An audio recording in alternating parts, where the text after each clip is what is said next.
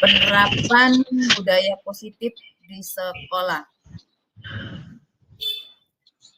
Kegiatan webinar ini merupakan salah satu apresiasi terhadap CGP Angkatan ke-11 tahun 2024. Acara kita ini bisa kita saksikan secara daring virtual melalui Google Meet. Perkenalkan, saya Juraidah Sidauruk sebagai moderator yang akan memandu acara ini.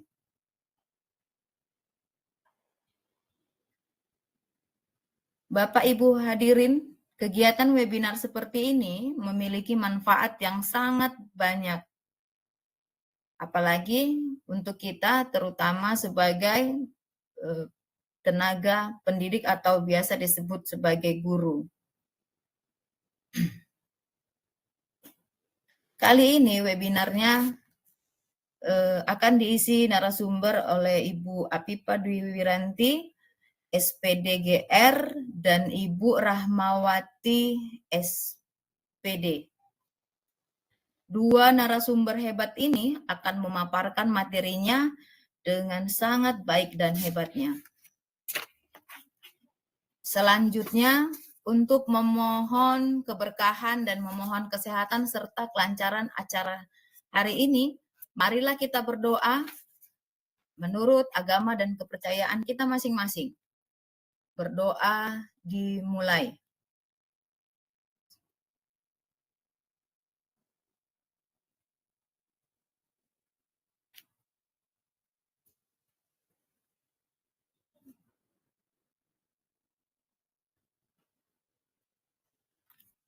Doa selesai.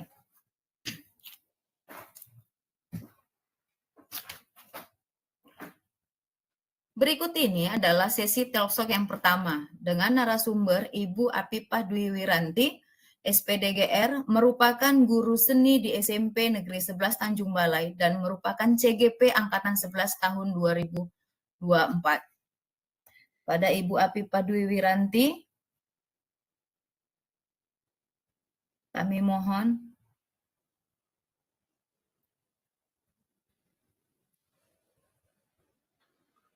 Baik, terima kasih Ibu Moderator.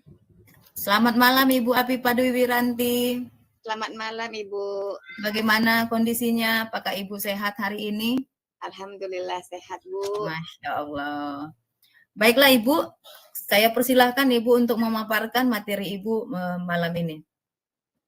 Baik Ibu, terima kasih Ibu Jura atas kesempatannya.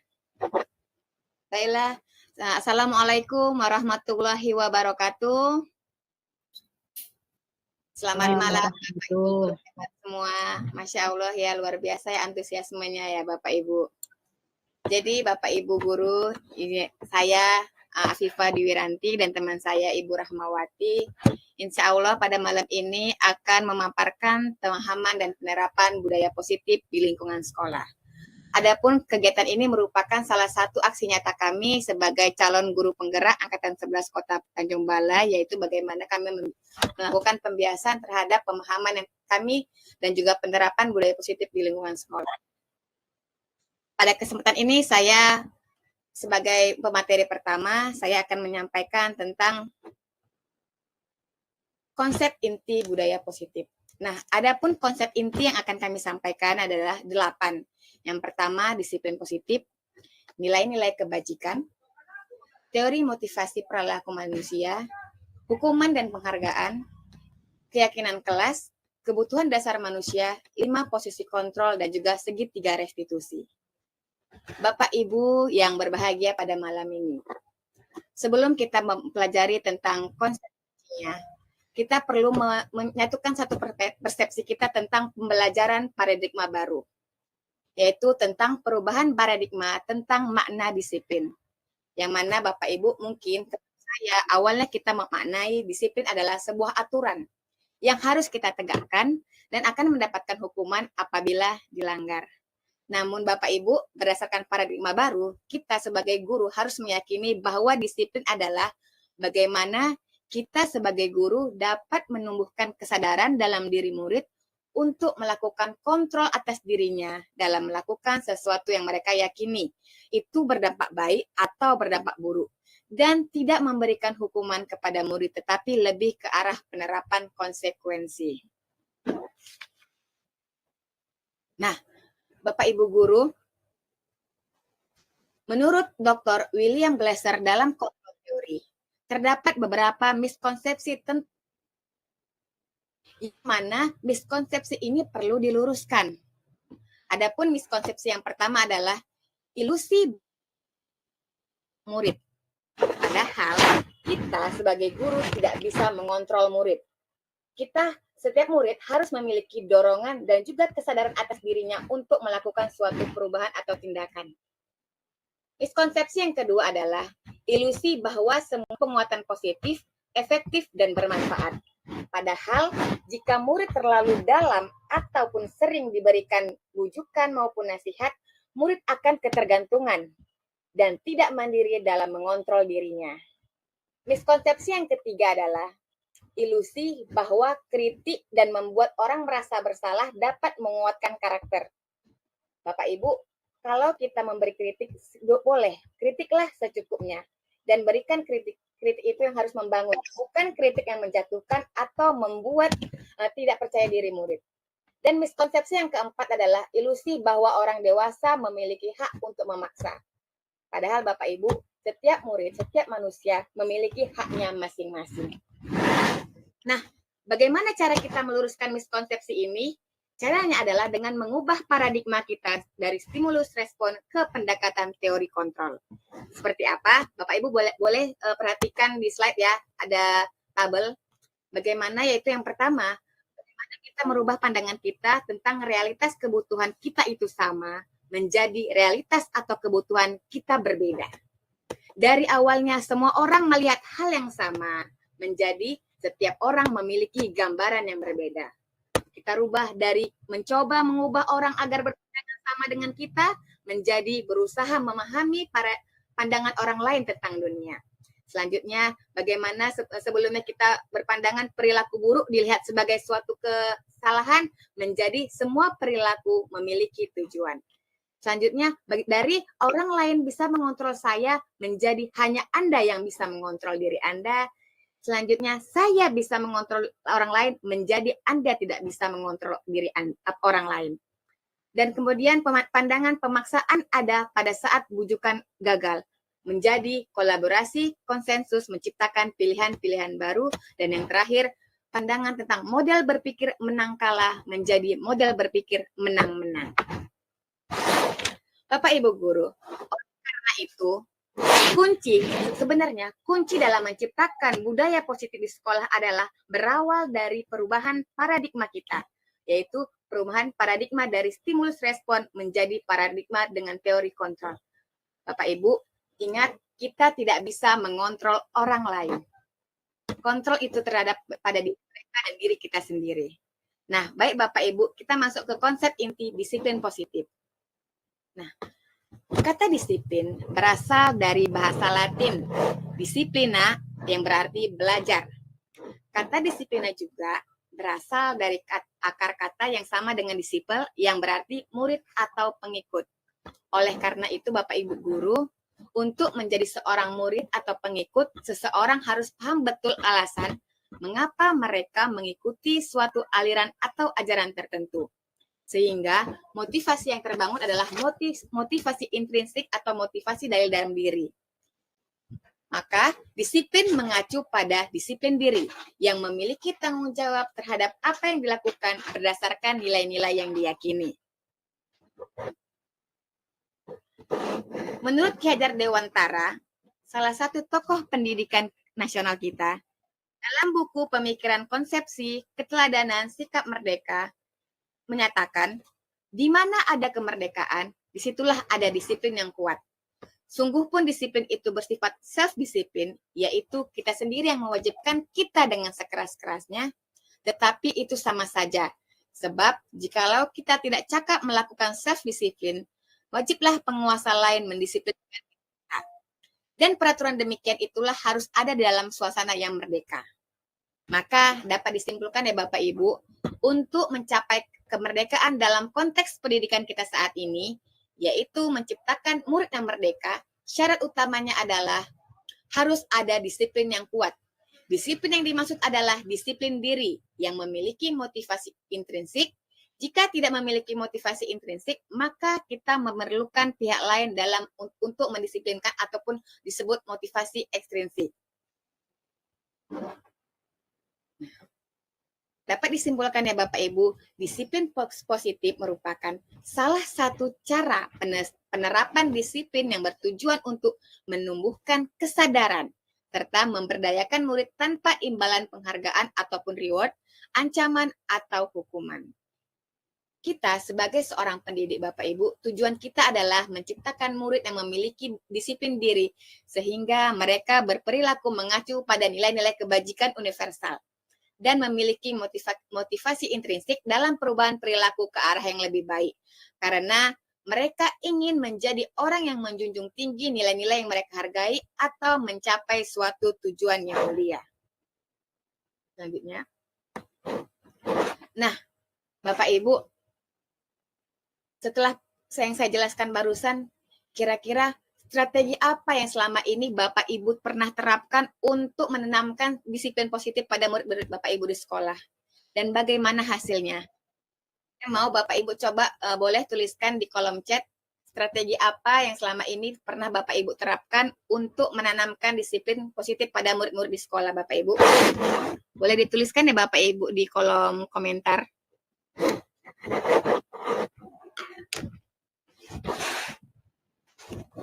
Silakan Bapak Ibu, saya harapkan yuk.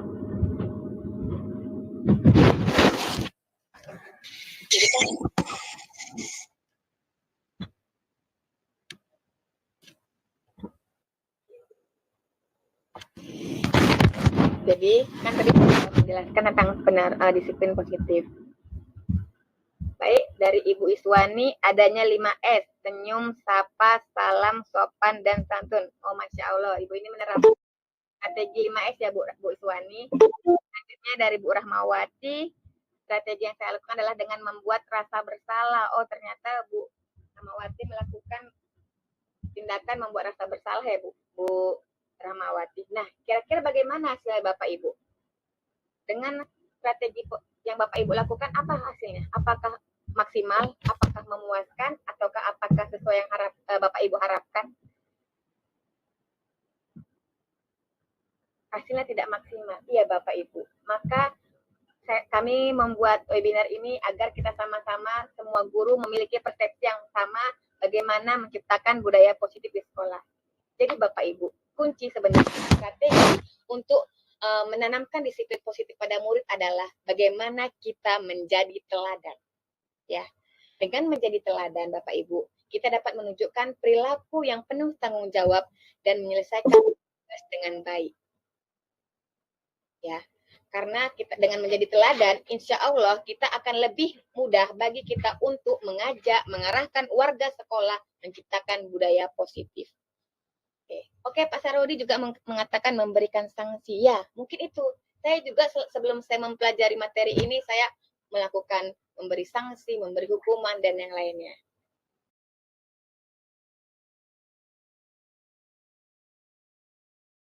Seperti pada pembahasan tadi yang saya jelaskan, kita sebagai guru mengharapkan murid-murid berperilaku yang sesuai dengan nilai-nilai kebajikan. Apa sih nilai-nilai kebajikan itu? Ya, Bapak Ibu perlu ketahui, nilai kebajikan adalah nilai atau perilaku baik yang disepakati bersama, lepas dari suku, bahasa maupun latar belakang yang berbeda. Beberapa institusi atau organisasi khususnya di bidang pendidikan telah memiliki nilai-nilai kebajikan yang diyakini dan juga disepakati bersama. Salah satunya nilai-nilai kebajikan yang ingin dicapai oleh setiap anak Indonesia yang kita kenal dengan Program Belajar Pancasila. Nah, apa aja sih nilai-nilai kebajikan dalam dimensi profil pelajar Pancasila? Ada berapa Bapak Ibu? Ada 6. Yaitu yang pertama, beriman, bertakwa kepada Tuhan Yang Maha Esa dan berakhlak mulia. Yang kedua, berkebinekaan global. Yang ketiga, bergotong royong. Yang keempat, mandiri. Yang kelima, kreatif. Dan yang terakhir, bernalar kritis.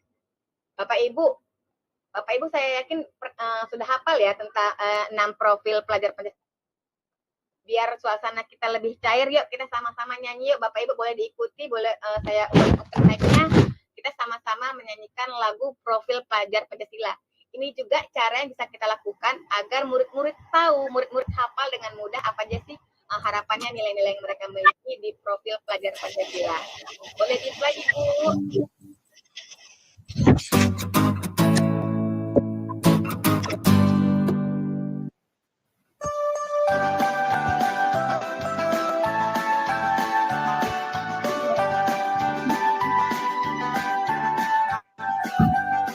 Pelajar Pancasila beriman dan bertakwa beriman dan bertakwa pada Tuhan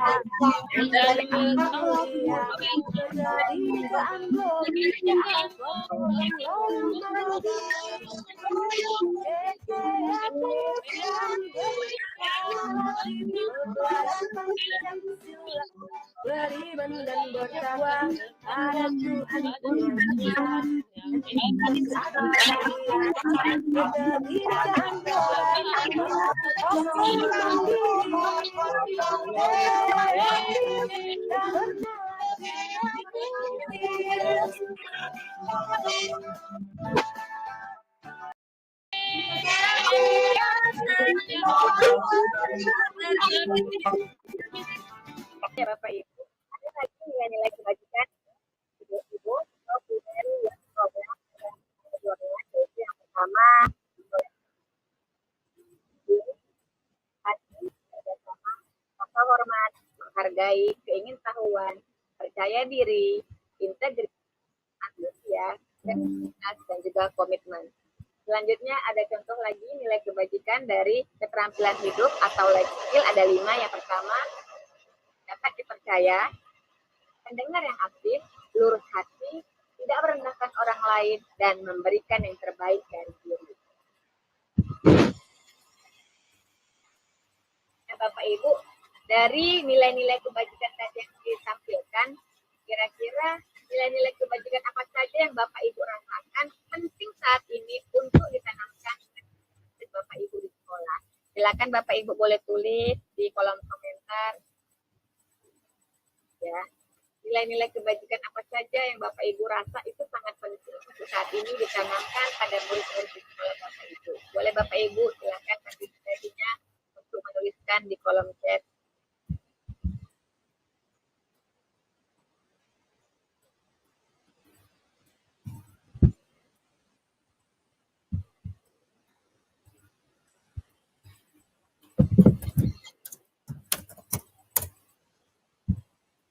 Dari ada Pak Yahdian Manurun, nilai kebajikan disiplin, jujur dan bertanggung jawab.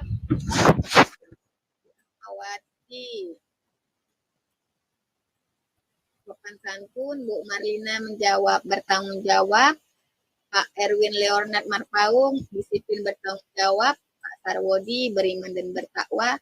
Bu Iswani, saling menghormati dan menghargai, gotong royong dan bernalar kritis.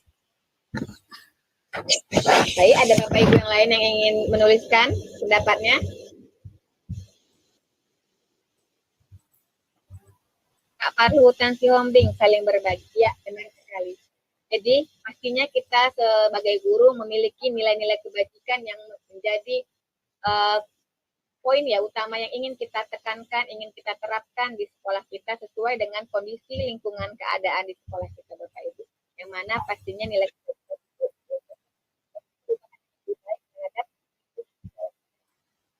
Terima kasih Bapak Ibu jawabannya. Baik, kita akan masuk ke konsep inti selanjutnya, yaitu edukasi perilaku manusia.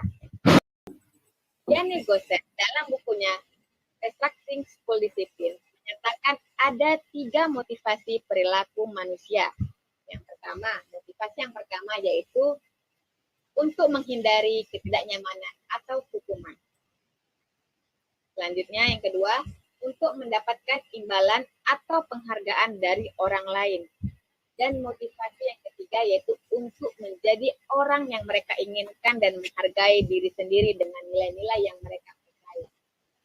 Bapak Ibu guru ya yang luar biasa antusiasmenya pada malam ini, dari ketiga motivasi ini Bapak Ibu, motivasi manakah yang termasuk motivasi intrinsik? Dari motivasi yang pertama untuk menghindari ketidaknyamanan dan hukuman, yang kedua untuk mendapatkan imbalan atau penghargaan, dan yang ketiga untuk menjadi orang yang mereka inginkan. Nah, dari ketiga motivasi ini, motivasi manakah yang menurut Bapak Ibu termasuk motivasi intrinsik?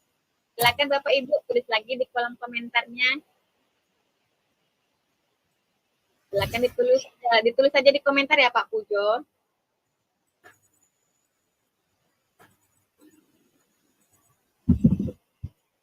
Kata Bu Tuani nomor 3. Bu Rahma nomor 3, Pak Yadi nomor 3, kata Bu Novi nomor 3, nomor 3. Ada yang lain? Ada nomor yang lain? Baiklah, kayaknya kita sepakat deh Bapak Ibu, motivasi yang merupakan motivasi intrinsik adalah motivasi nomor 3. Bagaimana dengan motivasi lainnya? Dan motivasi yang pertama, untuk menghindari ketidaknyamanan atau hukuman, ini merupakan motivasi ekstrinsik atau motivasi eksternal. Ini adalah Bapak Ibu, ini adalah tingkat terendah dari motivasi perilaku manusia. Kenapa? Karena biasanya orang yang motivasi perilakunya untuk menghindari hukuman atau ketidaknyamanan akan bertanya, apa yang akan terjadi apabila saya tidak melakukannya? Sebenarnya, mereka sedang menghindari permasalahan yang mungkin muncul dan berpengaruh pada mereka secara fisik maupun psikologis. Ya, jika mereka tidak melakukan tindakan tersebut. Kemudian, motivasi yang kedua juga termasuk motivasi ekstrinsik. Ini berada satu tingkat di atas motivasi yang pertama. Kenapa? Karena di sini orang yang berperilaku untuk mendapatkan imbalan atau penghargaan dari orang lain adalah orang akan bertanya pada dirinya, apa yang akan saya dapatkan apabila saya melakukannya? Mereka melakukan sebuah tindakan untuk mendapatkan pujian dari orang lain yang menurut mereka penting untuk keberlangsungan hidup mereka. Mereka juga melakukan sesuatu untuk mendapatkan hadiah, pengakuan, ataupun imbalan. Dan yang terakhir, tadi itulah motivasi intrinsik adalah motivasi yang muncul dalam diri sendiri, yaitu untuk menjadi orang yang mereka inginkan dan menghargai diri sendiri dengan nilai-nilai yang mereka percaya. Orang dengan motivasi ini akan bertanya, akan menjadi apa, akan menjadi orang seperti apa apabila saya melakukannya. Mereka melakukan sesuatu karena nilai-nilai yang mereka percayai, dan mereka melakukannya karena mereka ingin menjadi orang yang melakukan nilai-nilai yang mereka yakini tersebut. Ini adalah motivasi yang penting untuk membuat orang memiliki disiplin positif dalam hidupnya. Jadi Bapak Ibu, kira-kira selama ini Bapak Ibu motivasinya apa sih sebagai guru? Motivasinya ngajar untuk apa sih Bapak Ibu guru? Mungkin kita bisa introspeksi diri dan memperbaiki motivasi diri kita sebagai guru ya Bapak Ibu. Next Ibu Rahma.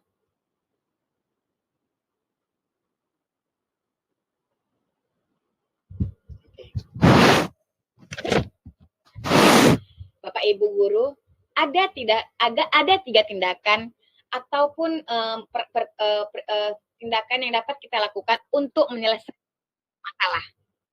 Ya, yang sering kita ketahui ada hukuman, konsekuensi, dan restitusi. Nah, apa sih perbedaan dari hukuman, konsekuensi, dan juga restitusi? Perhatian ya Bapak Ibu, silakan dilihat slide. Yang dikatakan hukuman adalah hukuman bersifat tidak terencana atau tiba-tiba. Ya, murid biasanya tidak tahu apa yang akan terjadi dan tidak dilipatkan. Yang ketiga, hukuman itu biasanya bersifat satu arah dari pihak guru yang memberikan dan murid hanya menerima suatu hukuman tanpa melalui suatu kesepakatan. Dan yang terakhir, hukuman itu dapat berupa hukuman fisik maupun psikis. Jadi bisa berupa tindakan maupun dari ucapan gurunya. Selanjutnya, apa yang dikatakan konsekuensi? Konsekuensi itu merupakan suatu yang terencana atau disepakati sesuai dengan peraturan.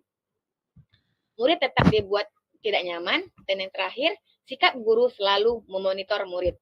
Dan selanjutnya adalah tindakan restitusi, yang mana yaitu restitusi adalah proses menciptakan kondisi tutup sama antrean. Kondisi untuk memperbaiki kesalahan dan proses kolaborasi yang mengajarkan murid untuk mencari solusi sendiri. Nah, Bapak Ibu, jadi dari penjelasan saya tadi ada tindakan namanya hukuman, kan, konsekuensi dan restitusi.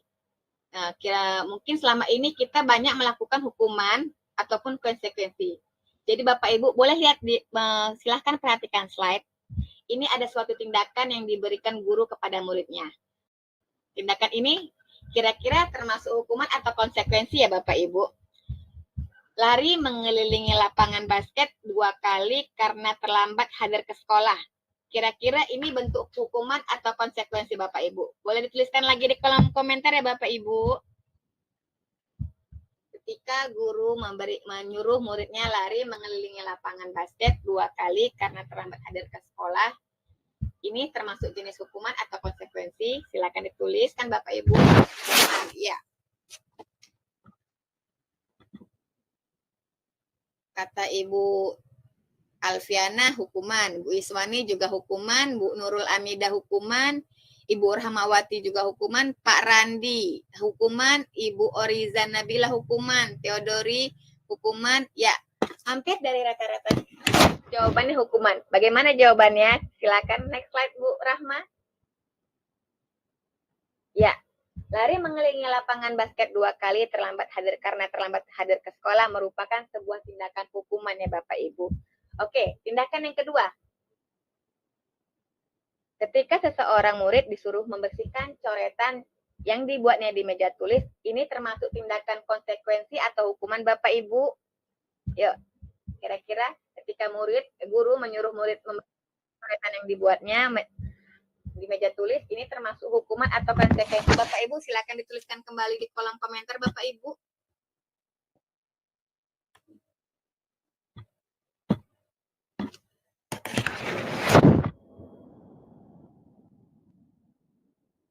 Konsekuensi.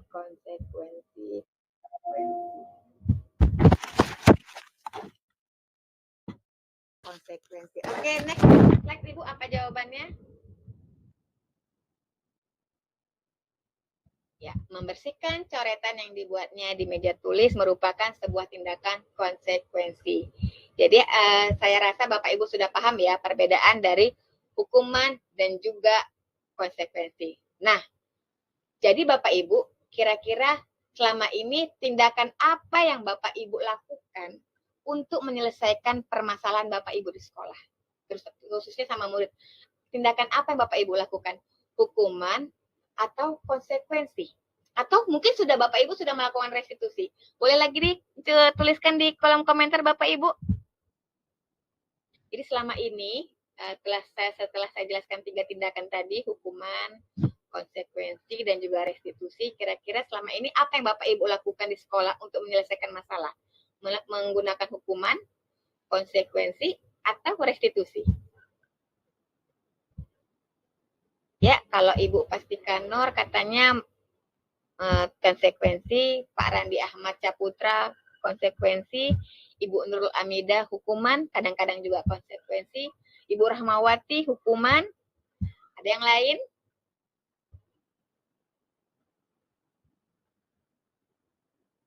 Hukuman, konsekuensi, dan akhirnya restitusi. Masya Allah. Bu Eva Sandra konsekuensi, Ibu Oriza konsekuensi dan hukuman. Nah, Bapak Ibu, ternyata ya, mungkin hampir 50% dari kita ini guru-guru melakukan untuk menyelesaikan masalah memilih apa tindakan hukuman maupun konsekuensi. Padahal ada cara yang lebih baik, ya, yaitu restitusi. Nah, saya juga sebelum mengikuti guru penggerak ini saya belum paham tentang apa itu restitusi. Namun alhamdulillah saya tercerahkan setelah mengikuti program guru penggerak, saya tercerahkan ternyata untuk menyelesaikan suatu masalah kita punya cara yang baik, yaitu restitusi. Kenapa? Karena restitusi kita kita mengharapkan murid dapat sadar atas kesalahannya, bertanggung jawab, dan dapat menemukan solusi atas permasalahan yang dibuatnya. Bagaimana caranya Bapak Ibu? Nah, untuk caranya lebih jelas, insya Allah akan dilanjutkan oleh Ibu Rahmawati. Mungkin sekian pemaparan materi dari saya, akan kembali oleh Ibu Rahmawati. Saya kembalikan kepada Ibu Moderator. Sebelumnya saya izin maaf kalau ada kata yang salah. Assalamualaikum warahmatullahi wabarakatuh. Waalaikumsalam warahmatullahi wabarakatuh.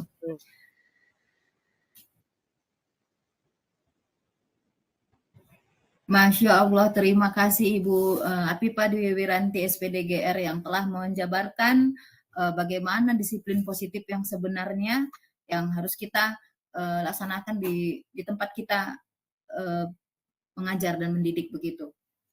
Terima kasih paparannya Bu Apifah Dwi Wiranti. Semoga kedepannya semua kita guru-guru ini bisa membedakan mana yang hukuman, mana yang konsekuensi.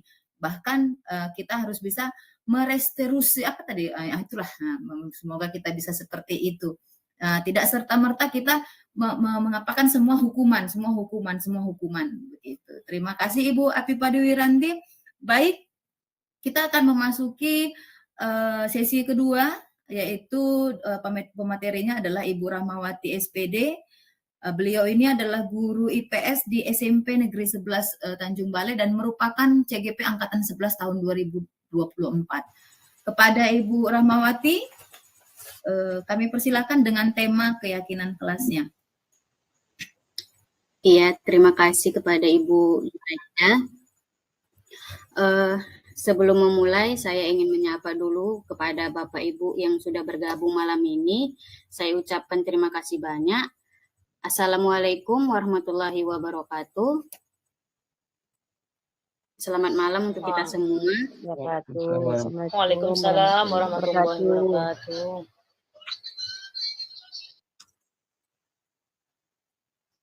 Baiklah, di sini saya akan melanjutkan materi, yaitu tentang keyakinan kelas dan restitusi.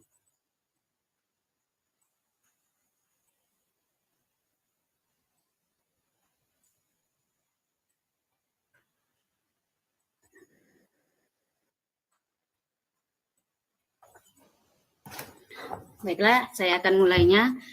Keyakinan kelas. Keyakinan kelas adalah nilai-nilai kebaikan atau prinsip yang disepakati secara universal, yang disepakati secara tersirat dan tersurat, lepas dari latar belakang suku, negara, bahasa, maupun agama. Ini kita terapkan di dalam kelas, yaitu dengan aturan. Kita ubah aturan yang tadinya sifatnya menghukum, kita ubah menjadi keyakinan kelas yang sifatnya menjadi konsekuensi, di mana murid akan lebih bersemangat dan tergerak untuk melaksanakan keyakinan tersebut tanpa harus ada kata terpaksa. Karena kalau condong kita ke aturan, pasti murid itu terpaksa melakukan aturan tersebut. Namun kalau kita ubah menjadi keyakinan kelas dengan senang hati, karena apa? Keyakinan kelas ini kita berkolaborasi dengan murid. Apa yang mau dibuat oleh murid, apa yang kita sepakati oleh murid.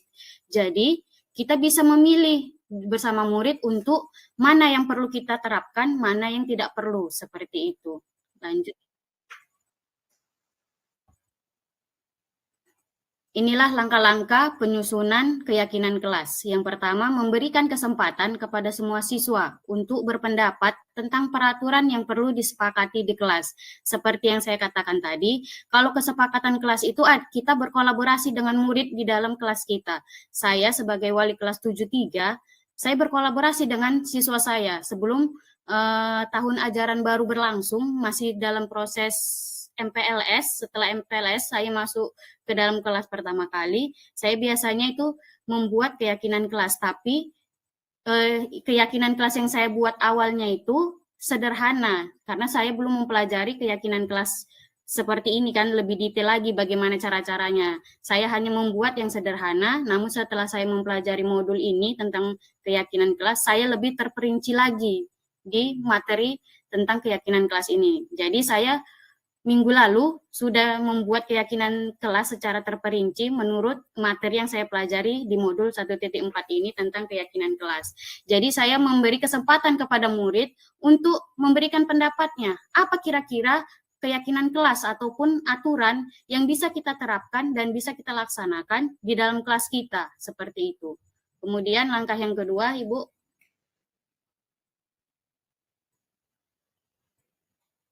Yang kedua, mencatat semua masukan siswa di papan tulis atau di kertas besar, sehingga siswa bisa melihat semuanya. Kalau saya di sini menggunakan papan tulis, ini ada beberapa keyakinan kelas ataupun aturan-aturan ataupun kesepakatan yang telah kami sepakati sebelumnya. Kemudian yang ketiga, menyusun keyakinan kelas sesuai prosedur. Lanjut Ibu Pipa. Prosedurnya bagaimana? Prosedurnya seperti ini. Dari mengubah kalimat yang negatif menjadi kalimat yang positif untuk pembentukan keyakinan kelas. Contohnya, siswa-siswa banyak mengajukan, Bu, jangan tidur saat jam pelajaran berlangsung. Kemudian, positifnya apa? Fresh saat mengikuti pembelajaran. Kan seperti itu. Kemudian, Bu, jangan buang sampah lah, Bu, sembarangan. Nah, kita ubah kalimatnya menjadi positif. Buanglah sampah pada tempatnya. Kemudian, ada lagi yang mengajukan, Bu, jangan ribut di kelas. Nah, kita ubah kalimat ke positifnya yaitu tenang dan tidak bersuara di dalam kelas. Kemudian, jangan membawa HP ke sekolah. Kalimat positifnya meninggalkan HP di rumah, tidak dibawa ke sekolah. Kemudian, jangan terlambat datang ke sekolah, berarti datang tepat waktu, positifnya kan seperti itu. Kemudian, jangan mengejek teman, berarti kita harus menghargai ataupun menghormati teman kita. Jangan suka memukul teman, berarti kita harus positifnya berbuat baik kepada teman. Untuk selanjutnya, jangan keluar kelas saat guru belum masuk ke kelas ataupun saat guru berada ataupun lagi ada urusan, ada kerjaan di luar kelas. Jadi positifnya yaitu kita duduk di kelas saat guru belum masuk ataupun guru masih ada kerjaan di luar kelas. Kemudian yang terakhir itu jangan memakan makanan dan minuman saat jam pelajaran. Positifnya kita ambil adalah menyimpan atau membuang makanan pada saat jam pelajaran. Biasanya ini terjadi setelah istirahat. Biasanya kan banyak anak-anak kita membawa makanannya ke dalam kelas. Jadi kita ubah posisinya yang tadinya jangan, jadi kita ke positifkan. Jadi kita simpan atau kita buang kan seperti itu. Lanjut. Kemudian langkah yang kelima adalah meninjau kembali daftar pendapat yang telah dicatat. Tadi kan udah dapat daftarnya itu, apa-apa saja. Kemudian kita runcingkan atau kita kerucutkan lagi menjadi nilai-nilai kebajikan. Tadi udah dibahas sebelumnya nilai-nilai kebajikan kita berdasarkan kalau Indonesia itu Kemdikbud merupakan profil pelajar Pancasila. Jadi di sini di kelas kami yang terkonsep nilai-nilai kebajikannya dan kehasil dari kesepakatan kelas kami itu adalah yang pertama saling menghormati, kebersihan, disiplin, dan bertanggung jawab. Langkah keenam, yaitu keyakinan ini kemudian dijadikan daftar untuk disepakati. Jadi udah kita dapatkan tadi nilai-nilai kebajikannya, kayak menghormati, disiplin, bertanggung jawab, kemudian kita sepakati lagi. Setelah sepakat, kita meninjau. Kira-kira bisa nggak kita membuatnya? Bisa nggak kita melaksanakan kalau 5-5-nya ini kita buat? Tetapi di kelas kami itu sepakat 4 konsep itu kita jalankan. Karena apa? Minimal, jangan pula kurang dari 3 kan seperti itu. Masa iya segitu banyaknya murid nggak bisa kita buat istilahnya 3 peraturan kelas saja kan seperti itu, dan terlalu banyak pun juga susah untuk siswa mengingatnya karena terlalu banyak keyakinan kelas pun kadang membuat anak bingung ataupun malas untuk mengerjakannya ataupun mematuhinya.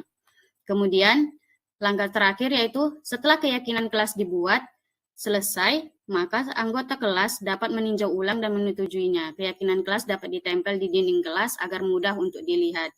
Jadi inilah contoh, lanjut Ibu. Nah, inilah contoh kedisiplinan keyakinan kelas yang telah kami buat di dalam kelas. Ini memang nggak di dinding karena saya masih menyimpan file JPEG-nya di laptop, jadi saya mengambil yang di sini saja, yang di laptop. Saya tidak memotongkannya dari dinding. Lanjut, Ibu. Yang selanjutnya itu adalah tentang kebutuhan dasar manusia dan dunia berkualitas. Kebutuhan dasar manusia adalah seluruh tindakan manusia memiliki tujuan tertentu. Semua yang kita lakukan adalah usaha terbaik kita untuk mendapatkan apa yang kita inginkan. Ketika kita tidak mendapatkan apa yang kita inginkan, sebetulnya saat itu kita sedang memenuhi salah satu atau lebih dari kebutuhan dasar kita. Jadi yang dikatakan kebutuhan dasar manusia adalah keinginan kita. Apa yang harus kita penuhi, apa yang harus orang lain coba penuhi, kan seperti itu. Tadi kita membahas tentang kebutuhan dasar manusia. Jadi kebutuhan dasar manusia itu adalah seluruh tindakan manusia memiliki tujuan tertentu. 5 dasar kebutuhan manusia itu ada bertahan hidup, kebebasan, kasih sayang dan rasa diterima, penguasaan, serta kesenangan. Di mana jika bertahan hidup itu indikatornya ataupun yang termasuk ke dalam kenapa kita harus mempertahankan kebutuhan hidup kita, yaitu dari segi fisiologis, yaitu tentang kesehatan kita, rumah, dan makan. Itu karena apa? Karena kita tanpa kesehatan, tanpa rumah dan makan, kita tidak bisa bertahan hidup, kan seperti itu. Kemudian ada psikologis, yaitu kebutuhan akan perasaan aman. Kemudian biologis itu biasanya kegiatan fisik yang tenang dan santai. Kemudian lanjut yang kedua itu adalah kasih sayang dan rasa diterima. Ini berkaitan dengan hubungan pada orang lain, seperti teman, keluarga, dan kelompok di mana kita bergabung. Artinya apa? Kita butuh diperhatikan, perlu diberi kasih sayang, baik itu melalui teman, keluarga, ataupun dalam kelompok tertentu. Kemudian yang ketiga adalah penguasaan, di mana pengakuan atas kemampuan yang dimiliki dan dianggap berharga. Artinya apa? Kita memiliki kemampuan, kita berhak untuk diakui, kan seperti itu. Itulah penguasaan. Apa yang kita kerjakan, kita mengharapkan orang lain itu mengakui pekerjaan kita, seperti itu. Kita dihargai atas pekerjaan yang telah kita lakukan. Kemudian kesenangan itu berkaitan dengan mencari kesenangan.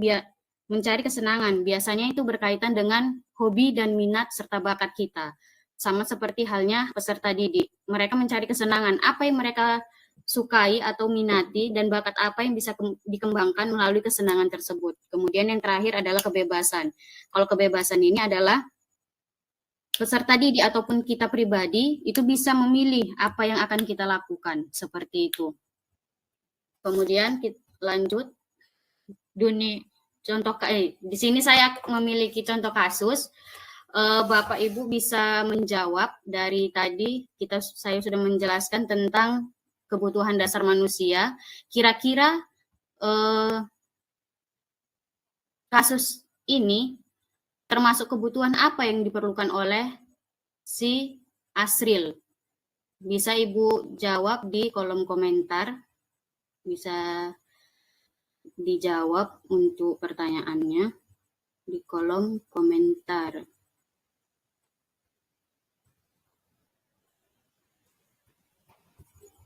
Tadi kan ada kebutuhan dasar tentang bertahan hidup, kasih sayang, penguasaan, kebebasan, dan kesenangan.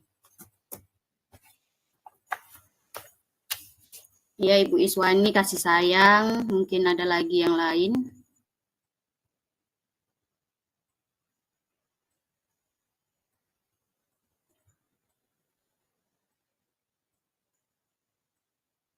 Juara Lumban Gaul, Bapak mungkin ya, kasih sayang juga. Kemudian Ibu Reni, kurangnya perhatian. Ibu Afifa juga kasih sayang. Mungkin ada lagi yang lain. Dan ini memang iya, kalau kita lihat dari contoh kasusnya, adalah Asril melakukan Asril melakukan beberapa kesalahan. Artinya apa? Dia mengganggu teman perempuannya di kelas. Dia mencari perhatian. Dia mencari kasih sayang dari cara dia mengganggu temannya perempuan di kelas, seperti itu. Jadi ada beberapa perilaku siswa yang mungkin di luar kendali kita sepertinya, tetapi yang dilakukan siswa tersebut adalah ingin memenuhi kebutuhan dasar manusianya. Mungkin dia mencagili atau mengganggu temannya di kelas, tapi dia sebenarnya membutuhkan kebutuhan dasarnya itu adalah rasa kasih sayang. Dengan dia mengganggu temannya tadi, dia mendapatkan perhatian, dia mendapatkan rasa diperhatikan, kan seperti itu. Kemudian mungkin dia yang contohnya kebebasan itu melakukan suka keluar kelas, tidak mau masuk ke dalam kelas, dia ingin bebas di luar. Tetapi kita sebagai guru itu harus bisa mengarahkan ke arah yang lebih baik. Kita boleh memberikan peluang kepada siswa untuk memenuhi kebutuhan dasar manusia, tapi ke arah yang lebih baik, bukan semena-mena karena kita mau memenuhi kebutuhan dasar manusianya, kita oh ya udah kalau dia pengen kebebasan saya beri kebebasan. Tidak seperti itu, kita juga diberi istilahnya diberi batasan kepada siswa mana yang boleh melakukan kebebasan.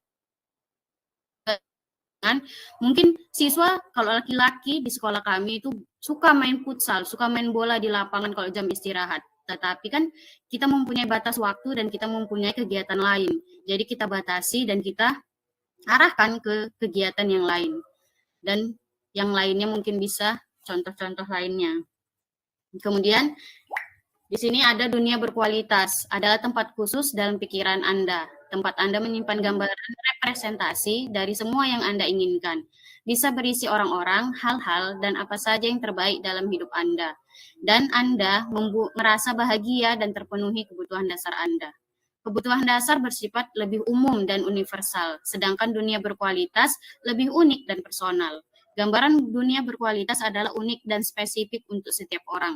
Jadi gimana kita membuat dunia berkualitas bagi murid kita? Yaitu dengan sekolah ramah anak. Artinya apa? Kita membuat sekolah itu, membuat lingkungan sekolah itu menjadi aman dan nyaman bagi siswa ataupun bagi murid-murid kita. Jangan pula nanti siswa ke sekolah merasa terbebani, merasa nggak aman saya di sekolah, saya merasa tidak leluasa, istilahnya seperti itu. Karena apa? Karena kita tidak menciptakan dunia berkualitas tersebut, di mana siswa bisa mengembangkan pikirannya kalau gambaran dalam pikirannya kalau di sekolah itu menyenangkan, mengasihkan. Yaitu dengan cara apa? Yaitu tadi, dengan cara kita memenuhi kebutuhan dasar mereka. Walaupun tidak semua kita bisa memenuhi kelimanya ini, kita setidaknya 2 ataupun 3 kita bisa penuhi. Agar apa? Agar dunia berkualitas peserta didik untuk sekolahnya itu dapat tercapai. Maka hasil akhirnya sekolah itu akan menjadi sekolah yang ramah.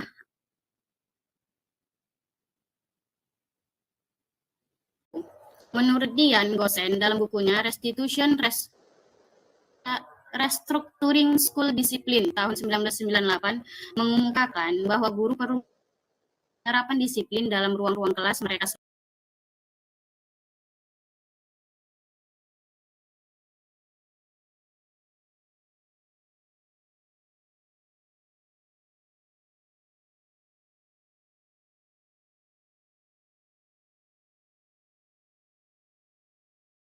Frekuensi dan yang lainnya. Nah, di sini ada beberapa posisi kontrol guru. Yang pertama itu sebagai penghukum.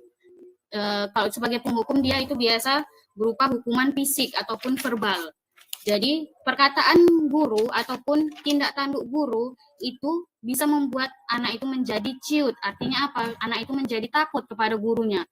Kemudian membuat orang merasa bersalah. Saat anak melakukan kesalahan, terkadang guru secara tidak sadar, saya sendiri pun begitu, kadang kita membuat anak itu merasa bersalah jadinya dengan kata-kata kita sendiri. Karena apa? Kita merasa perkataan kita itu tidak akan menyakiti perasaan murid kita, tetapi secara tidak langsung itu juga membuat orang merasa bersalah. Hal inilah yang membuat kalau sekarang istilahnya mental health ya, kalau anak-anak sekarang bilangnya kepada kaum-kaum Gen Z itu kan mental health. Karena apa?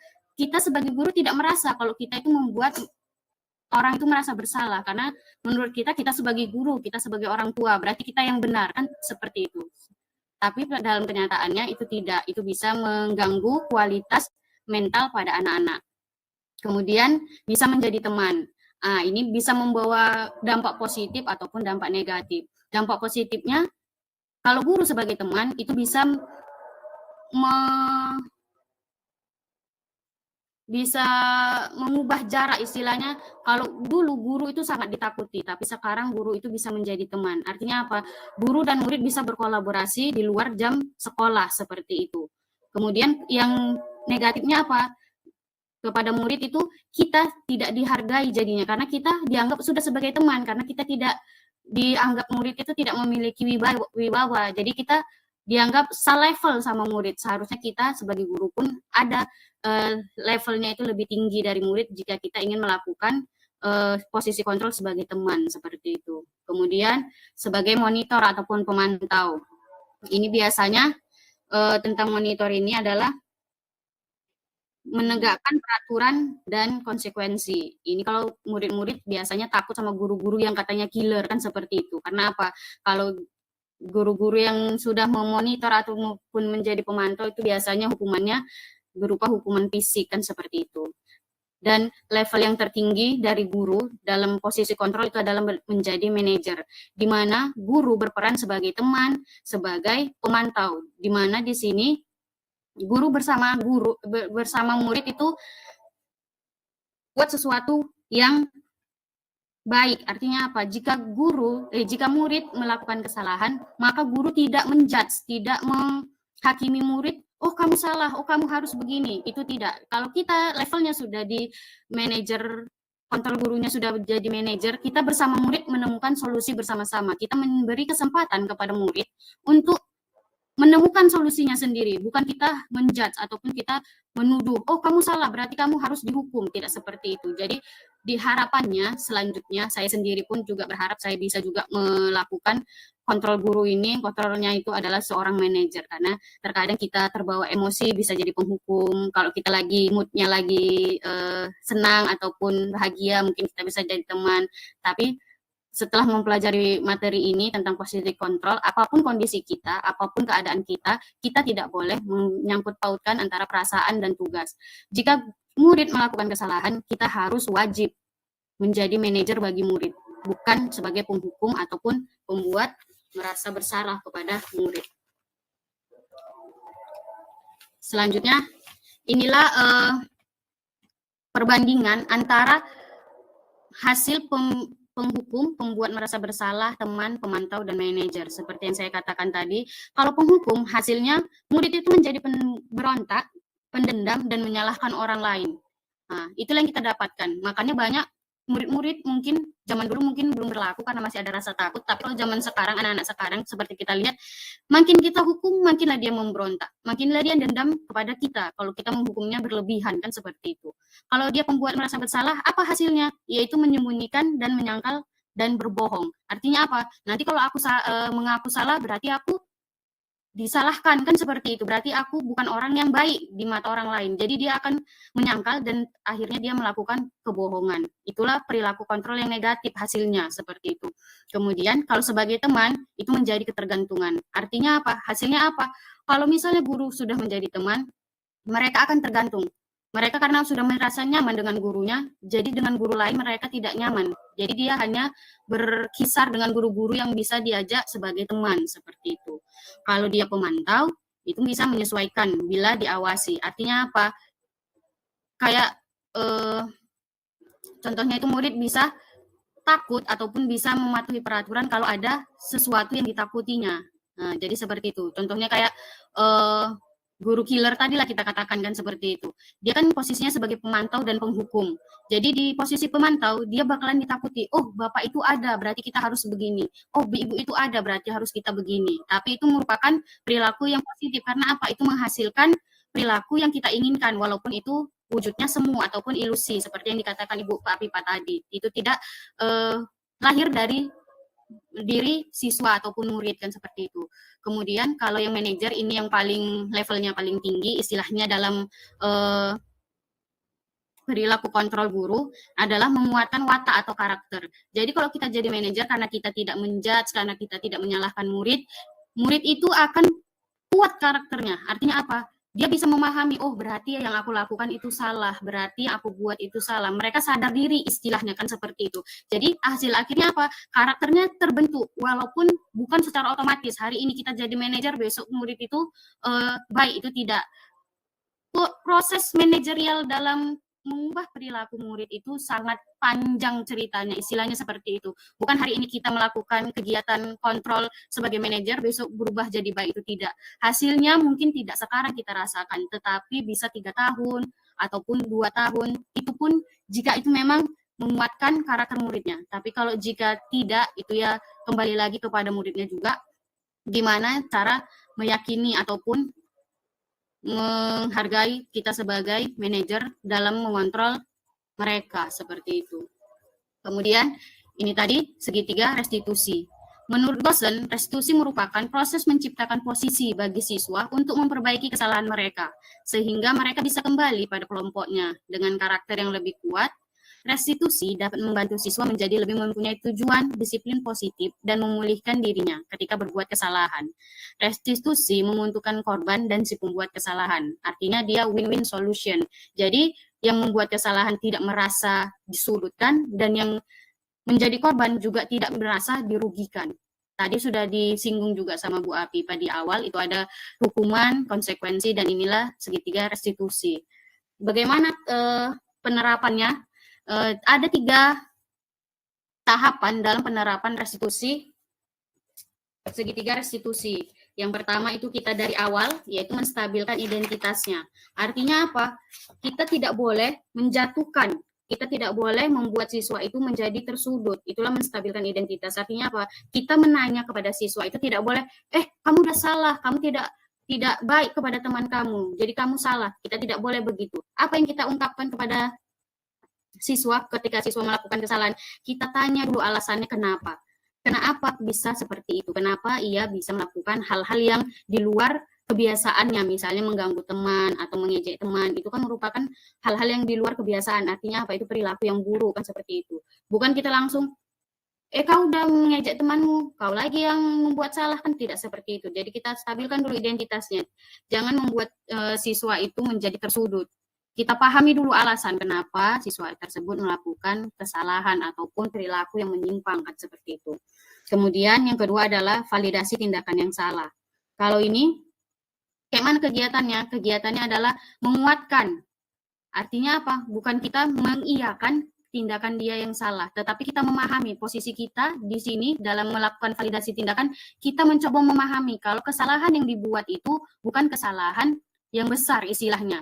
Bukan yang besar, maksudnya semua dibolehkan, tidak. Tapi kita memahami, kamu membuat kesalahan itu bukan hal yang luar biasa. Artinya, kamu bisa membuat kesalahan, tetapi bisa dilakukan perbaikan, seperti itu. Jadi, validasi tindakan yang salah ini kita hanya menguatkan kepada murid, boleh melakukan kesalahan, tetapi kita juga harus tahu cara memperbaikinya.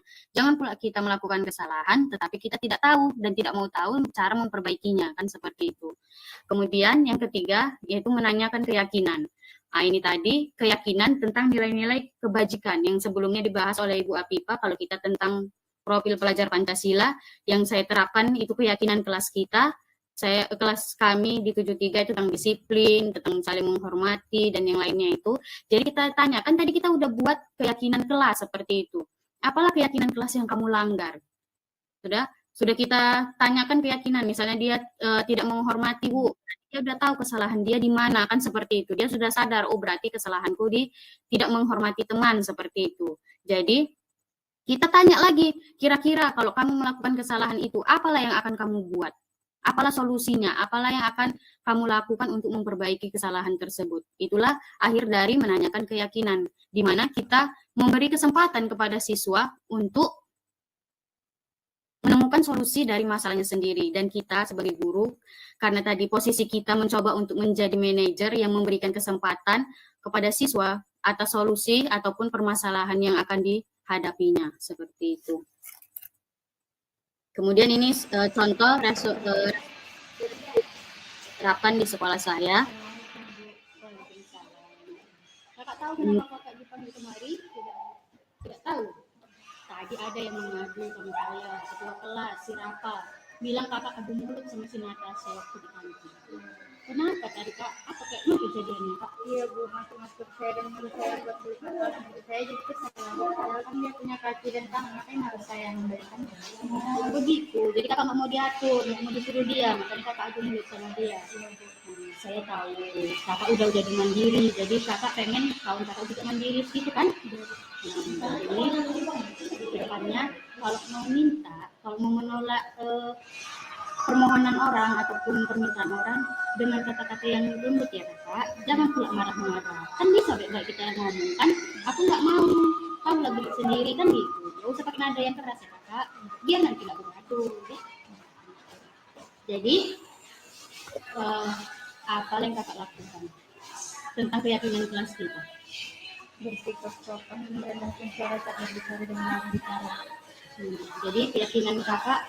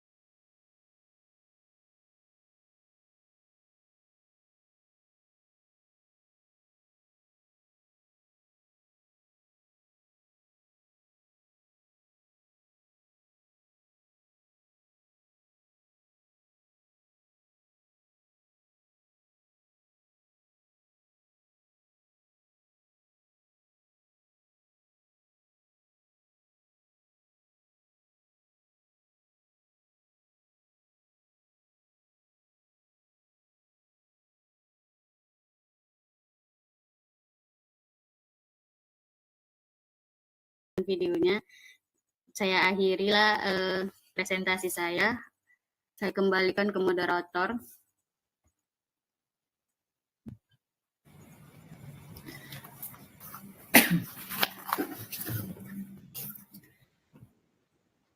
Alhamdulillah, terima kasih kepada narasumber kami yang kedua, Ibu Rahmawati, atas materi yang disampaikan kepada kami, sehingga kami lebih paham bagaimana sebenarnya keyakinan kelas itu akan kami buat begitu. Kemudian kami jadi tahu apakah kami ini sebagai guru yang penghukum atau sebagai guru yang memanajer muridnya. Gitu. Terima kasih, semoga ilmunya nanti bisa kita terapkan sama-sama di dalam kelas kita. Untuk mengingatkan kembali Bapak Ibu peserta webinar kita malam ini, absensi sudah bisa di link, ada itu barusan dikirim sama Ibu Apipah Dwi Wiranti. Silakan dibuka linknya, kemudian diisi absensinya. Dan alhamdulillah untuk kegiatan webinar kita ini kita akan mendapatkan sertifikat nanti. Kita tunggu dari informasi dari adminnya. Oke, Bapak Ibu yang dirahmati Allah, kita masuk ke sesi pertanyaan. Untuk sesi pertama, ada 2 pertanyaan dulu. Sesi pertama, kita ambil 2 pertanyaan. Mohon Bapak Ibu peserta webinar, angkat tangannya, kemudian ajukan pertanyaan kepada narasumber mana yang ingin ditanyakan. Begitu. Silakan Bapak Ibu peserta webinar, silakan angkat tangannya atau boleh diketik di chat live. Nah, boleh diketik di chat live. Tulis pertanyaannya apa dan siapa narasumber yang ingin menjawabnya. Begitu. Silakan Bapak Ibu.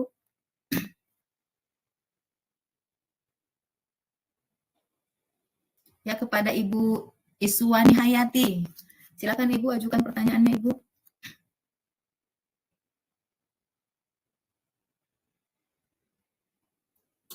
Terima kasih kami ucapkan kepada Ibu Moderator yang telah membawa acara dengan penuh semangat. Dan terima kasih juga kepada kedua Ibu narasumber yang telah memberikan kami pencerahan yang luar biasa mengenai budaya positif. Insya Allah ke depannya ya semua kita guru-guru yang ada di setiap sekolah akan mengaplikasikan ini yang kita dapat ini kepada murid-murid kita. Di sini ada yang mau saya pertanyakan, Bu. Tadi ada program di sekolah Ibu, yaitu program ramah anak, gitu kan. Yang mau saya tanyakan kepada kedua Ibu narasumber, coba Ibu berikan contoh konkret ya, yang sudah dilakukan di sekolah untuk sekolah kategori ramah anak ini, sehingga anak-anak pun bisa nyaman, tenang nantinya di sekolah. Ada program apa saja yang bisa membuat sekolah kita itu menjadi ramah anak? Itu yang pertama. Yang kedua, ya Bu, ini insya Allah kita lakukan berproses gitu kan, dengan penuh semangat, dengan penuh kerjasama dengan rekan guru yang lain. Jadi ketika kita di proses itu kita memiliki hambatan ya, misalkan tidak adanya dukungan dari teman yang lain, bagaimana, apa solusi yang Ibu tawarkan ya untuk mengatasi masalah tersebut? Karena kita ini di sekolah ini kan punya banyak karakter ya, dan kita sulit untuk menyatukan dalam satu visi seperti itu, satu tujuan. Jadi solusi yang ibu-ibu tawarkan setelah melakukan proses ini gitu, kita ada di jalan ada hambatan, apalah yang kita lakukan. Hambatan itu terutama kurangnya dukungan dari guru-guru yang lain. Setelah kita seperti ini kan, kita sudah sosialisasi gitu kan, kemudian mereka hanya sebagian gitu yang bisa menerapkan ini gitu. Masih ada nanti juga guru-guru yang marah, menghukum seperti itu, tidak langsung seperti yang dikatakan Ibu Hafifah dan Ibu Rahma, tidak langsung simsalabim sekolah kita menjadi sekolah yang luar biasa dengan budaya positifnya gitu ya kan. Nah, mungkin itu aja Bu, saya kembalikan kepada moderator. Terima kasih. Terima kasih Ibu Iswani Hayati atas pertanyaannya. Mungkin kita ambil satu pertanyaan lagi sebelum dijawab sama narasumber. Silakan Bapak Ibu.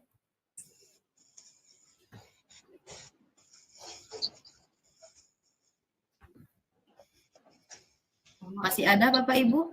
Sekolah. Mama. Mau merekam. Kemudian Mama suruh masuk ke kelas. Ya, merekam Mama. Merekam siapa lagi? Anda? Murid. Baiklah, berhubung karena Bapak Ibunya belum ada mungkin pertanyaan yang mau ditanyakan kepada narasumber kita, narasumber hebat malam ini. Sembari menunggu pertanyaan-pertanyaan yang akan diajukan, alangkah baiknya kita jawab dulu dari pertanyaan Ibu Iswani Hayati. Yang pertama itu adalah sekolah yang narasumber ini kan telah melakukan program ramah anak. Nah, bagaimana contoh konkretnya? Itu kata ininya. Contoh konkretnya yang sudah dilakukan di sekolah Bapak Ibu narasumber. Silakan Bapak Ibu narasumber. Iya, terima kasih kepada moderator. Di sini saya mencoba menjawab apa yang sudah kami terapkan untuk menjadi sekolah yang ramah anak. Kegiatan yang kami lakukan itu ada beberapa, mungkin nggak semua guru, tapi udah mulai mencoba untuk menerapkannya kan seperti itu. Saat ini beberapa kegiatan yang kami lakukan yaitu menerapkan komunikasi yang terbuka. Artinya apa? Segala informasi yang ada, baik itu tentang pengumuman kapan libur sekolah, kapan kita ujian, kapan kita melakukan kegiatan, kayak kemarin yang terbaru itu adalah kegiatan 17 Agustus. Itu semua wali kelas itu melakukan komunikasi kepada siswa. Kita tanggal sekian mulai, kayak di sekolah kami itu tanggal 14 sampai tanggal 13 sampai tanggal 15 kita melakukan pertandingan. Jadi komunikasinya itu terbuka. Artinya apa? Murid secara terang, secara terbuka mengetahui apa kegiatan yang akan dilakukan di hari kemerdekaan seperti itu. Kemudian yang kedua itu adalah menerapkan student center learning. Artinya apa? Pendidikan ataupun pembelajaran, proses pembelajaran itu berpusat pada peserta didik. Kan selama ini kita kalau misalnya kayak saya sendiri pun tidak memungkiri, saya sendiri pun terkadang kalau lagi istilahnya lagi nggak konsen, lagi tidak di situ pemikirannya gitu kan, pasti kita sudahlah kasih catatan saja, sudahlah kasih tugas saja. Sedangkan kalau misalnya sekolah ramah anak itu kan harus mengutamakan kebutuhan siswanya, seperti itu. Jadi dengan konsep student learning ini artinya apa? Berpusat pada peserta didik pembelajarannya, berarti kita sudah memenuhi kebutuhan belajar siswanya. Kalau saya secara pribadi, karena saya IPS, saya udah mungkin belum sempurna pelaksanaannya, tapi saya sudah memulai, yaitu dengan membuat diskusi kelompok kecil di dalam kelas. Kemudian saya sudah membuat praktek membuat peta timbul kan seperti itu. Kemudian saya berkolaborasi dengan Ibu Apipa itu ke depannya kalau tidak ada halangan itu akan membuat praktik tentang sumber daya alam yang ada di Tanjung Balai. Kalau kita kan kemaritiman, berarti kita nanti membuat sesuatu hasil dari hasil laut dari Tanjung Balai. Kemudian kita selanjutnya itu mendukung bakat dan minat siswa. Nah, di sini kalau 17 Agustus kemarin acaranya itu semua mengenai bakat dan minat siswa. Kayak laki-laki itu futsal, kemudian ada melukis, ada lomba senam, kemudian menari dan yang lainnya menyanyi. Jadi kami mungkin tidak setiap bulan kami lakukan, tapi kalau misalnya ada kegiatan kayak 17-an, kayak kegiatan Hari Guru, kemudian kegiatan 2 Mei, Hari Pendidikan, itu kami selalu menyempatkan 1 hari atau 2 hari menyalurkan minat dan bakat yang dimiliki siswa. Kalau misalnya kayak saya IPS gitu kan, saya biasanya itu membuka pidato. Artinya apa? Mereka berpidato tentang sejarah-sejarah yang mereka ketahui, contohnya tentang proklamasi kah, ataupun tentang pidato tentang keadaan alam ataupun keadaan wilayah Tanjung Balai, seperti itu.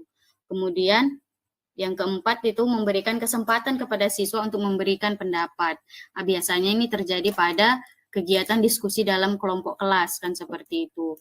Kalau misalnya hal lainnya yang pernah kami lakukan di sekolah itu adalah lomba pidato antar kelas. Itu kegiatan waktu Hari Guru.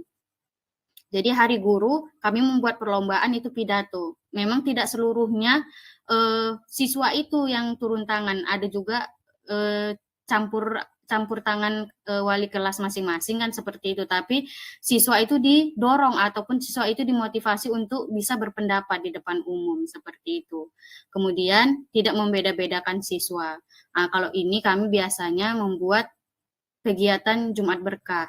Artinya apa? Di situ kami mungkin pemberian kami itu sederhana ataupun tidak wah gitu kan, tapi di mata siswa mereka berarti tidak diasingkan, berarti mereka tidak dikucilkan kan seperti itu. Seperti kita ketahui di Tanjung Balai ini kan rata-rata ekonominya, maaf katanya, tidak di atas rata-rata, hanya sederhana kan seperti itu. Jadi untuk memenuhi kebutuhan sekolahnya kami ada kegiatan infak. Jadi uang infak itu kami gunakan untuk membelikan siswa-siswa yang kurang mampu, anak yatim, anak yang broken home kan seperti itu. Misalnya kayak tas, baju, sepatu, apa yang mereka butuhkan untuk keperluan sekolahnya seperti itu. Kemudian yang keenam, melibatkan orang tua dan siswa dalam mengambil keputusan. Nah, kalau ini kegiatannya itu mengenai sebelum melakukan MPLS ada kegiatan kami di sekolah itu 1 hari bersama, memang di sini siswa tidak dilibatkan, tetapi orang tua dilibatkan untuk mengetahui peraturan-peraturan di sekolah kami. Jadi kami sudah membacakan ataupun mensosialisasikan kepada orang tua waktu sebelum masuk MPLS hari pertama itu sudah mengerti kalau hari Senin, Selasa, Rabu, Kamis sampai Sabtu itu apa yang digunakan, apa saja atribut ataupun peraturan sekolah yang harus dipatuhi oleh murid-murid yang akan masuk, terutama ini untuk yang kelas 7 karena mereka kan baru masuk di tahun ini kan gitu. Kalau di kelas 8 mereka sudah mengerti, sudah tahu, sudah paham seperti itu. Kemudian yang terakhir itu adalah fasilitas yang lengkap. Walaupun fasilitas sekolah kita masih dikatakan standar, yang masih dikatakan standar lah, bisa dibilang begitu, tapi kami guru-gurunya mencoba untuk memenuhi fasilitas yang kurang ini tadi. Jadi kayak membuat sesuatu yang baru, kayak Bu Apipa kemarin itu membuat kerajinan tangan, kayak ataupun membuat sesuatu yang untuk menutupi kekurangan media ataupun fasilitas itu tadi, seperti itu, Bu. Saya kembalikan ke moderator, mungkin pertanyaan yang kedua, Ibu Apipa mungkin menambahi.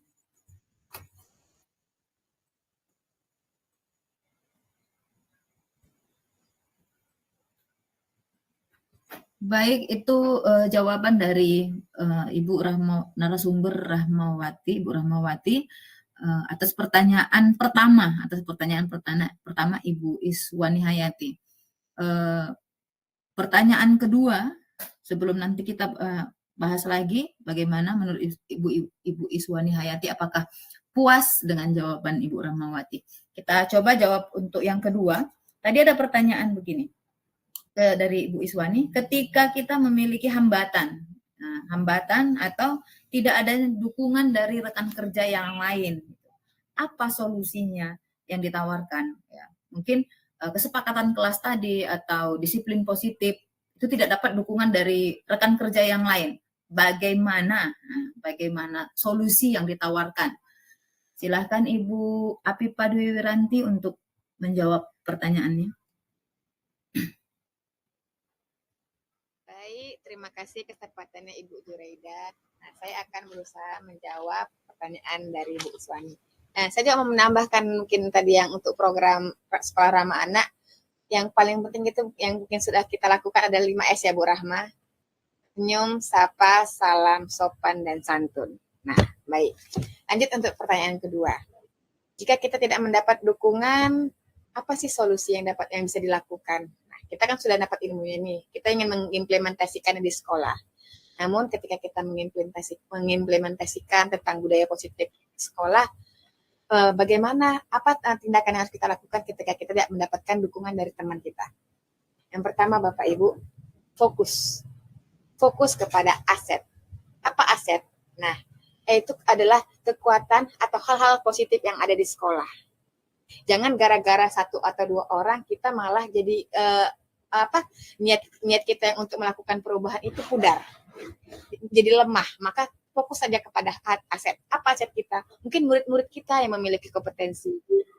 Nah, kemudian Bapak Ibu menjadi teladan. Itu kunci. Seperti yang saya bilang tadi, kita menjadi teladan. Dengan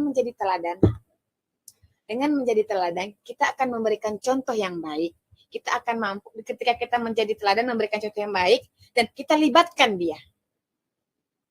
Coba kita bantu dia melibatkan. Ayo Bapak Ibu, kita bekerja sama. Coba kita tarik dia, kita guide dia, kita gandeng dia, kita libatkan dia dalam melakukan perubahan ini. Ketika kita libatkan, pasti dia sedikit tidaknya dia akan memiliki rasa tanggung jawab untuk melakukan perubahan tadi Ibu. Semoga ya kita semua guru-guru yang ada di sekolah kita akan memiliki satu persepsi sama, yaitu menciptakan budaya positif di sekolah dan menciptakan perubahan menjadi sekolah yang lebih baik ke depannya. Mungkin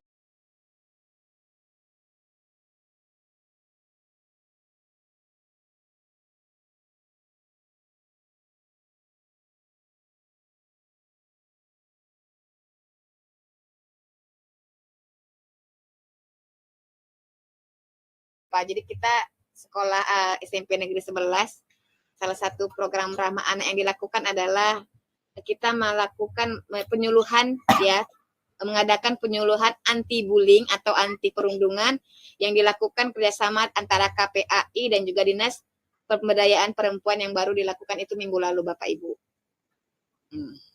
Dan juga tentang ada 4 hari ya, itu kurang lebih pelatihannya juga tentang bahaya penggunaan narkoba. Itu merupakan salah satu program yang sudah dilakukan. Nah, mungkin karena baru tuh kami lupa jadi menyampaikan salah satu program yang dilakukan 4 hari yang pesertanya adalah peserta di SMP Negeri 11 bekerja sama dengan Dispora dan juga KPAI, yaitu tentang perundungan dan perlindungan anak perempuan dan juga bahaya penyalahgunaan narkoba. Sekian aja itu Ibu. Terima kasih Ibu Apipa penjelasan tambahannya bahwa di sekolah Ibu Apipa Dwi Wiranti telah melaksanakan pelatihan selama 4 hari tentang bagaimana bahaya bullying, bagaimana bahaya narkoba kepada peserta didiknya. Itu salah satu contoh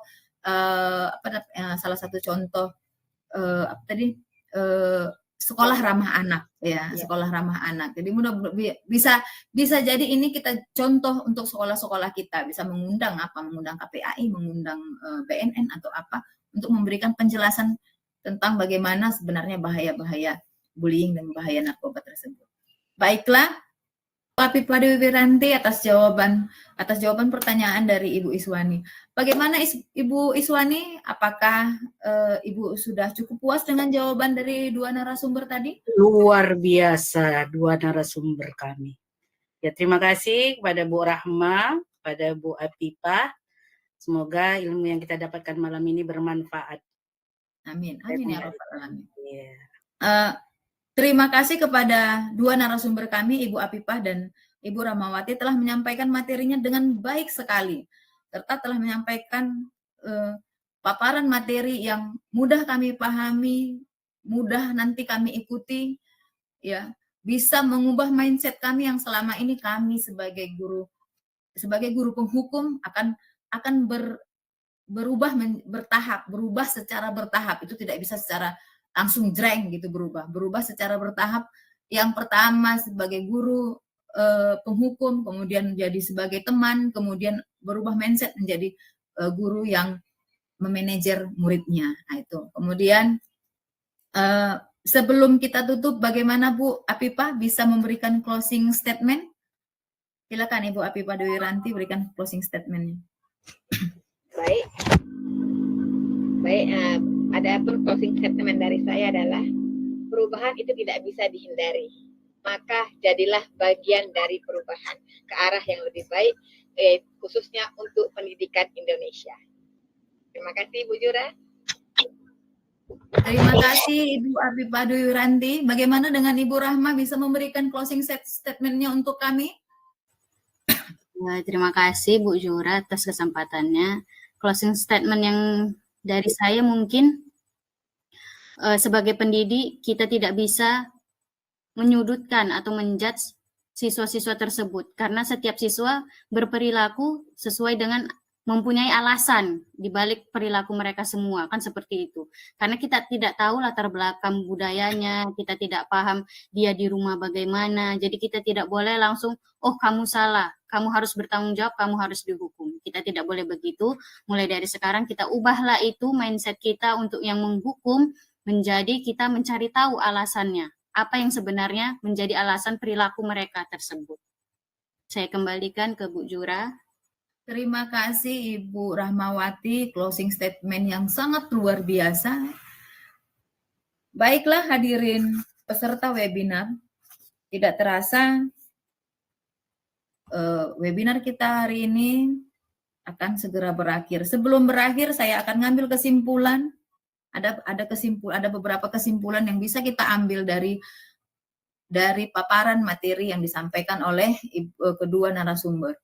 Untuk menciptakan budaya positif di sekolah kita perlu mengevaluasi keyakinan kelas yang telah dibuat secara berkala. Sebagai guru, kita harus bisa menempatkan diri pada posisi kontrol, manajer secara konsisten dan berkelanjutan, dan menerapkan segitiga restitusi pada setiap masalah yang ada, serta berkolaborasi dengan semua pihak demi terwujudnya budaya positif. Nah, ini kesimpulan yang saya tarik dari paparannya. Kita tidak bisa berdiri sendiri, tetap harus berkolaborasi dengan rekan kerja kita, dengan peserta didik kita, bahkan dengan pimpinan kita sendiri.